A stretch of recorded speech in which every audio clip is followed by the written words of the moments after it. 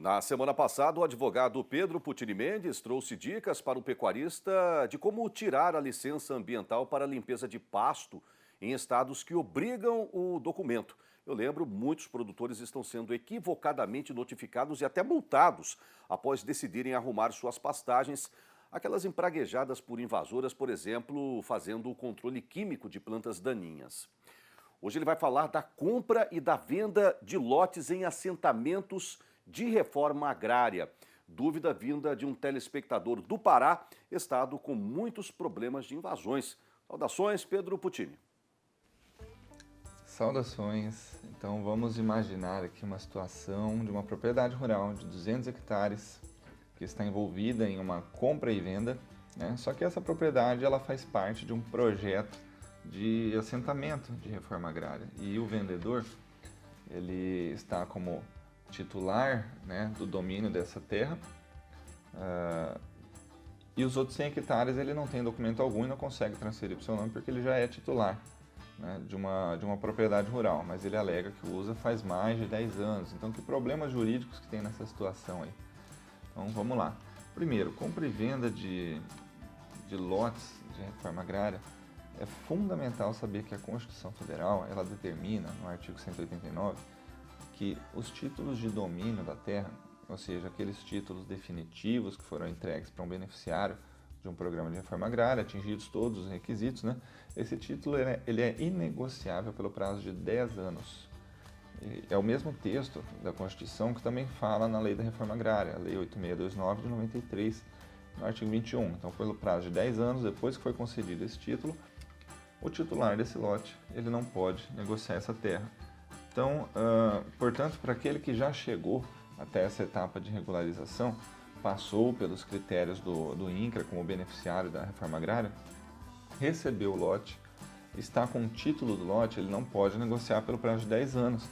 E já para aquele que não tem o título de domínio, muito pior, porque daí são terras públicas, né? Então, logo, como não te pertencem, não é possível negociar. Interessante que nessa situação exemplificada também haviam ali 100 hectares que está só com posse da área, não tem documento algum, mas está usando ali por 10 anos, o que dá a entender que ele gostaria de fazer uso capião dessa área, né?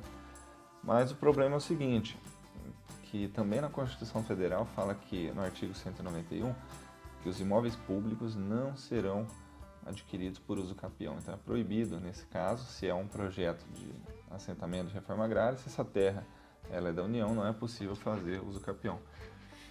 Uma outra situação que frequentemente ela é questionada é a respeito dos contratos de gaveta, né? Ou seja, aqueles compromissos de compra e venda que condicionam a compra e venda definitiva a um evento futuro, ou seja, depois desse prazo de 10 anos, né?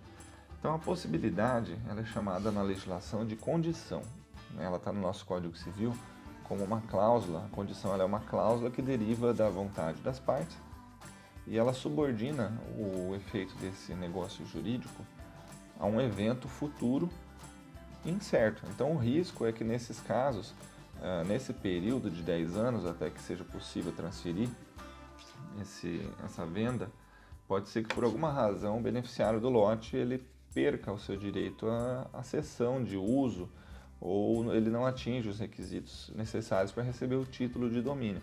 Então há uma fragilidade nesse tipo de negociação, porque o pretenso comprador, né, de gaveta não vai poder estar na posse da área, porque ele pode ser fiscalizado, aí não seria aquele beneficiário do programa de reforma agrária, e pode ser que o beneficiário que tenha vendido para entregar daqui a alguns anos perca esse título e, consequentemente, esse contrato vai perder sua validade, né?